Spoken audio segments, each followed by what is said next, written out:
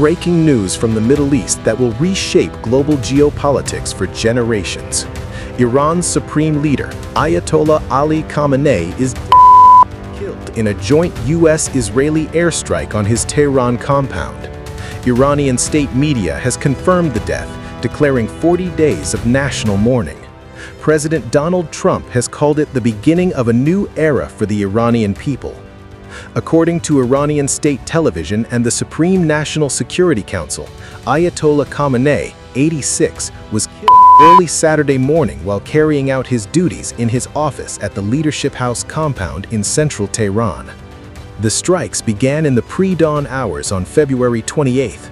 Waves of U.S. and Israeli aircraft and missiles targeted over 30 sites across 18 provinces, missile production facilities, air defense systems, military command centers, and regime leadership targets. Iranian state media described the attack on the Supreme Leader's office as a cowardly act. A tearful anchor read the official statement.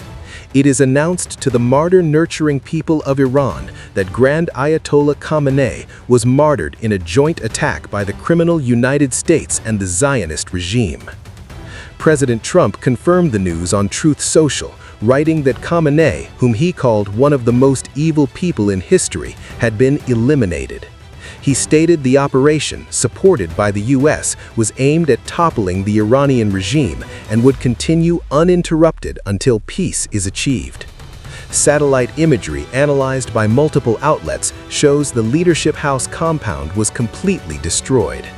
Israeli officials say the strike was precise and intelligence-driven. Reports indicate around 40 senior Iranian officials were killed in the broader operation, including Islamic Revolutionary Guard Corps Commander Mohammad Pakpour and Defense Minister Amir Nasirzadeh.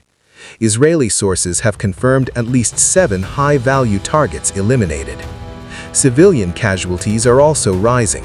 Iranian authorities report over 200 deaths nationwide, including a tragic strike on a girls' school that at least 108. The human cost of this operation is still being assessed. To understand why this moment is historic, we must look at the man who ruled Iran with an iron fist for 37 years. Born in 1939, Ali Khamenei succeeded Ayatollah Ruhollah Khomeini in 1989 as the second supreme leader of the Islamic Republic. A hardline cleric and former president, he transformed Iran into a regional power while maintaining unyielding hostility toward the United States and Israel.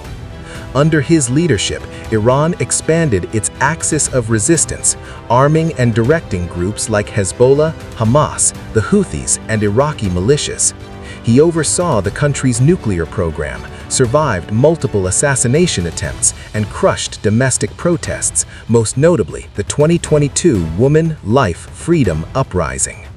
Khamenei was the ultimate authority, above the president, above parliament. His word was final on foreign policy, nuclear decisions, and the Islamic Revolutionary Guard Corps. For decades, he was the face of Iranian defiance. Today, that era is over. The Islamic Republic has declared 7 days of public holiday and 40 days of mourning. The IRGC has vowed the most devastating offensive operation in history against Israel and U.S. bases. Retaliatory strikes have already begun. But the bigger question looms: who fills the vacuum left by the man who held Iran together for nearly 4 decades? We'll explore the global reactions, Iran's retaliation, and what this means for the future of the Middle East in Part 2. If you're just joining us, hit that subscribe button and turn on notifications. This story is developing by the hour. Reactions are pouring in from every capital. President Trump hailed the strike as the single greatest chance for the Iranian people to take back their country. In a follow-up statement, he urged Iranians to rise up and promised a diplomatic solution is now much easier. Israeli Prime Minister Benjamin Netanyahu has remained largely silent in public, but sources close to the government describe the operation as a decisive success. The IDF confirms a second wave of strikes is underway. Internationally, the response is divided.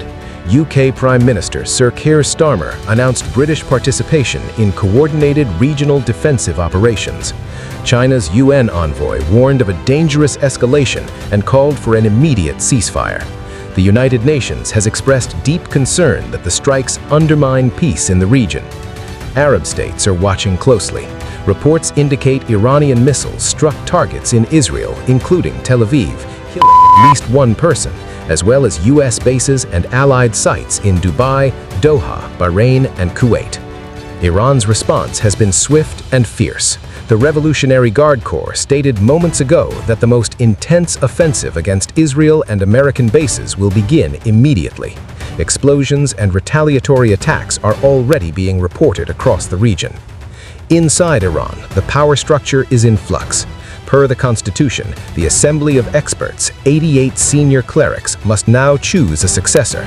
For now, an interim council consisting of the president, the head of the judiciary, and a jurist from the Guardian Council has taken charge of the transition. Analysts warn this creates a dangerous power vacuum. The IRGC, already the most powerful force in Iran, could move to assert even greater control. Some opposition figures in exile, including Reza Pahlavi, son of the last Shah, have publicly thanked Trump and called for a democratic transition. This single airstrike has fundamentally altered the balance of power. For the first time in 37 years, the Islamic Republic is without its supreme guide. Iran's nuclear program, long a source of international tension, now sits in uncertainty. Its network of proxy militias has lost its central coordinator. Oil markets are already reacting with volatility. Israel's security has dramatically improved in the short term, but the risk of wider war remains. Saudi Arabia and other Gulf states, long lobbying for action against Iran, may see new opportunities for regional realignment. The big question: does this lead to regime collapse and a freer Iran, or will hardliners consolidate power and trigger even greater instability? History shows that power vacuums in the Middle East rarely stay empty for long. What is certain is this: the era of Khamenei's Iran is over. A new chapter, one whose ending we cannot yet write, has begun. The airstrike that killed Supreme Leader Khamenei has changed the Middle East forever. The world is holding its breath. We will continue to monitor every development, from Tehran to Tel Aviv, Washington to Beijing. Thank you for watching. Drop your thoughts in the comments. Will this bring peace or more conflict? Like, subscribe, and we'll see you in the next update. Stay safe, stay informed.